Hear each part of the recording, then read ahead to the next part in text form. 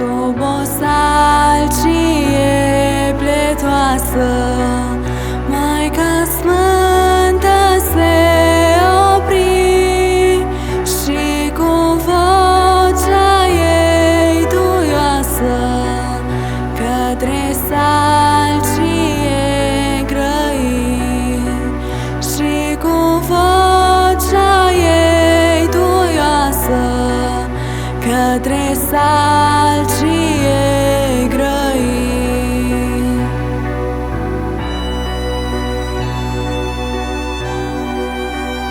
Salcie, dacă ți-e milă, apleacă sprâncile jos, să fac din ele o cunună pentru Fiul meu Hristos, să fac din ele o cunună pentru Fiul meu Hristos.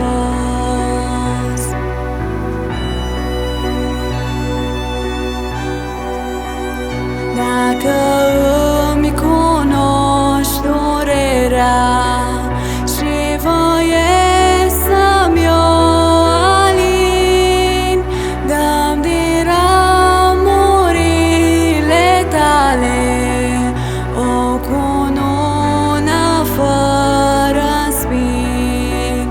Dă-mi din ramurile tale o cunună fără spin.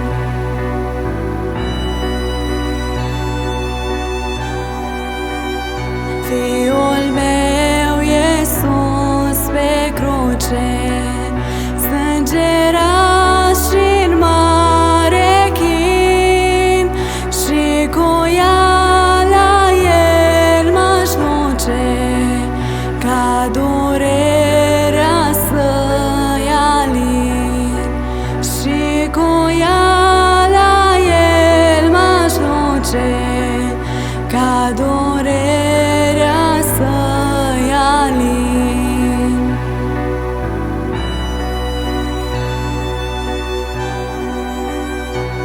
Atunci salcia miloasă crengile și le-a plecat, Maica am pletit cununa și la Golgota alergat.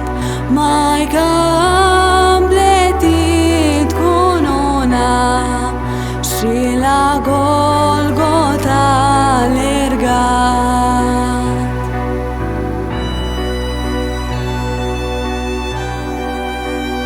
Dar iudeii n-o lăsară cu cunună fără spin.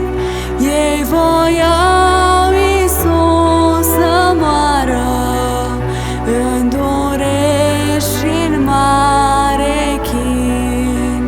Ei voiau Iisus să moară în dureri și-n mare chin.